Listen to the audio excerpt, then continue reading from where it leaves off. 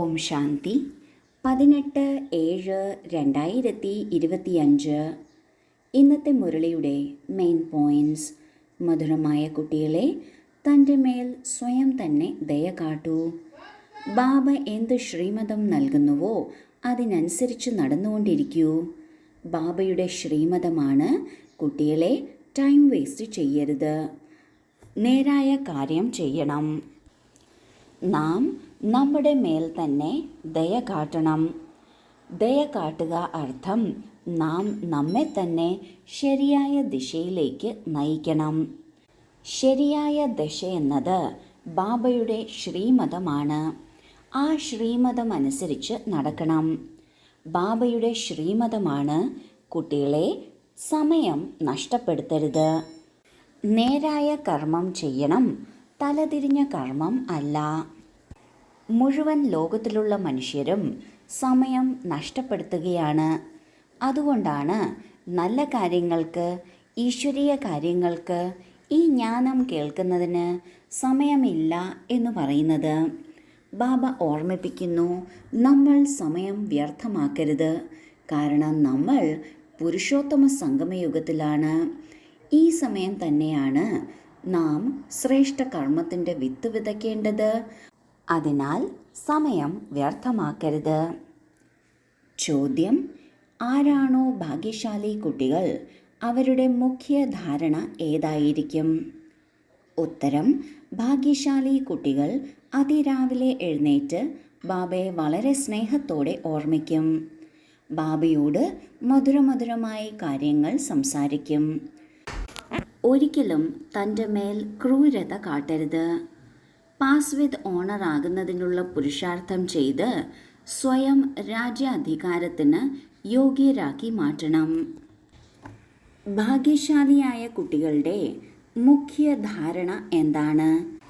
ബാബ പറയുന്നു, ഭാഗ്യശാലിയായ കുട്ടികൾ അതിരാവിലെ എഴുന്നേറ്റ് ബാബയെ വളരെ സ്നേഹത്തോടെ ഓർമ്മിക്കും.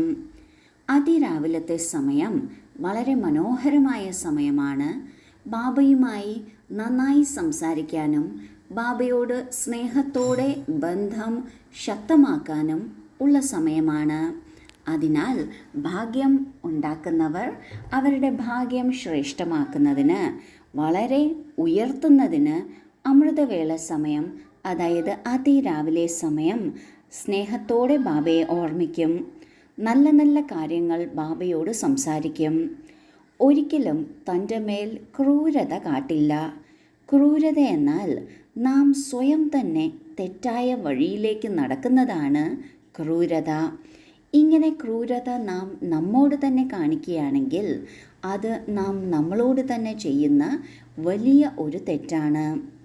അതിനാൽ ബാബ പറയുന്നു, സ്വയം തന്നോട് ക്രൂരത കാട്ടരുത്. എന്നാൽ പാസ് വിത്ത് ഓണർ ആകുന്നതിന് നന്നായി പുരുഷാർത്ഥം ചെയ്യണം. രാജ്യാധികാരത്തിന് യോഗ്യരായി മാറണം. പാസ് വിത്ത് ഓണർ ആകുന്നത് 8 ആത്മാക്കളാണ്. ബാബ പറഞ്ഞിട്ടുണ്ട്, ആർക്ക് വേണമെങ്കിലും ആ 8ൽ വരാൻ സാധിക്കും. അതിനായി ആ ലക്ഷ്യം മുന്നിൽ വെച്ച് അതിനനുസരിച്ച് പുരുഷാർത്ഥം ചെയ്യണം. അങ്ങനെയാണ് നാം സ്വയം യോഗ്യരായി തീരുന്നത്. സ്വയം യോഗ്യരായി തീരുമ്പോഴാണ് മറ്റുള്ളവർ അംഗീകരിക്കുന്നത്. സ്വയം യോഗ്യത ഇല്ല എങ്കിൽ സ്വയം അംഗീകരിക്കാനും ബുദ്ധിമുട്ടായിരിക്കും. മറ്റുള്ളവരുടെ അംഗീകാരത്തിനായി പിന്നാലെ നടക്കുകയും ചെയ്യും. അതിനാൽ ബാബ പറയുന്നു, സ്വയം തൻ്റെ മേൽ ദയ കാണിക്കണം, ക്രൂരത കാട്ടരുത്. സ്വയം രാജ്യാധികാരത്തിന് യോഗ്യരാകണം. ധാരണയ്ക്കുള്ള മുഖ്യസാരം: 1. ബാബയുടെ ഓർമ്മയോടൊപ്പമൊപ്പം തനിക്ക് സമാനമാക്കുന്നതിൻ്റെ സേവനവും ചെയ്യണം. Charity begins at home. എല്ലാവർക്കും സ്നേഹത്തോടെ മനസ്സിലാക്കിച്ചു കൊടുക്കണം. 2.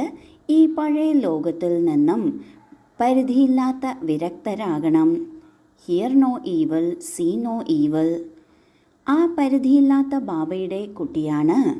ബാബ നമ്മൾക്ക് കുബേരൻ്റെ സമ്പത്ത് നൽകുകയാണ്. ഈ സന്തോഷത്തിലിരിക്കണം. ആദ്യത്തെ പോയിന്റിൽ ബാബ പറയുന്നു, ബാബയുടെ ഓർമ്മ എപ്പോഴും ഉണ്ടായിരിക്കണം. എന്നാൽ ഓർമ്മയോടൊപ്പം സേവനവും മുന്നോട്ട് കൊണ്ടുപോകണം. സ്വയം ഉയരണം. മറ്റുള്ളവരെയും തനിക്ക് സമാനമാക്കുന്നതിനുള്ള സേവനം ചെയ്യണം. ദീനാനുകമ്പ അല്ലെങ്കിൽ ദയാഭാവന വീട്ടിൽ നിന്ന് തുടങ്ങണം. എല്ലാവർക്കും സ്നേഹത്തോടെ മനസ്സിലാക്കി കൊടുക്കണം. രണ്ടാമത്തെ പോയിൻ്റാണ്, ഈ പഴയ ലോകത്തിൽ നിന്ന് നമ്മുടെ മനസ്സ് മാറ്റിയെടുക്കണം. ഈ പഴയ ലോകത്തിൽ തന്നെയാണ് നാം നിൽക്കേണ്ടത്. എല്ലാ ഉത്തരവാദിത്വങ്ങളും നിറവേറ്റിക്കൊണ്ട് വീട്ടിലും കുടുംബത്തിലും തന്നെയാണ് നിൽക്കേണ്ടത്. എന്നാൽ പരിധിയില്ലാത്ത വിരക്തി ആയി ഉണ്ടായിരിക്കണം.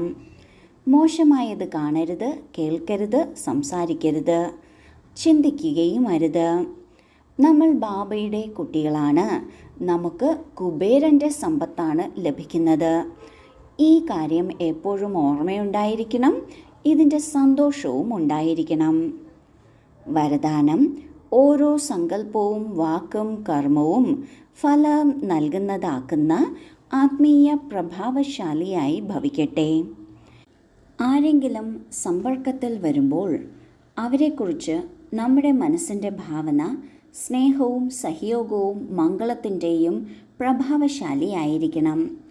ഓരോ വാക്കിലും ധൈര്യവും ഉത്സാഹവും നൽകുന്ന പ്രഭാവശാലിയായിരിക്കണം. സാധാരണ സംസാരത്തിൽ സമയം പോകരുത്. ഇങ്ങനെ ഓരോ കർമ്മവും ഫലം നൽകുന്നതാകണം. അത് സ്വയം പ്രതി അല്ലെങ്കിൽ മറ്റുള്ളവരെ പ്രതി. പരസ്പരവും ഓരോ രൂപത്തിലും പ്രഭാവശാലിയാകണം.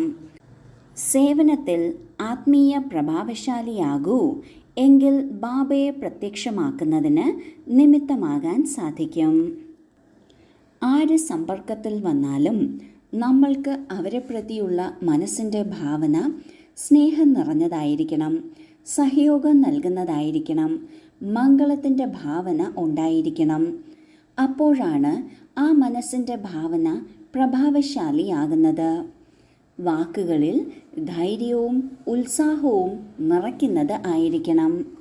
അനാവശ്യമായ സാധാരണ സംസാരത്തിൽ സമയം പോകരുത്. ഒന്നുകിൽ നമ്മളെ പ്രതി അല്ലെങ്കിൽ മറ്റുള്ളവരെ പ്രതി ഓരോ കാര്യവും ഫലം നൽകുന്നത് ആകണം. സ്വയം ഓരോ രൂപത്തിലും പ്രഭാവശാലിയാകുമ്പോൾ, സേവനത്തിൽ ആത്മീയ പ്രഭാവശാലിയാകുമ്പോൾ പ്രത്യക്ഷതയ്ക്ക് നിമിത്തമായി തീരും. സ്ലോഗൻ: താങ്കളുടെ കിരണങ്ങൾ വിശ്വത്തെ പ്രകാശിപ്പിക്കുന്ന തരത്തിൽ ശുഭചിന്തക മണി ആകണം. ഓം ശാന്തി.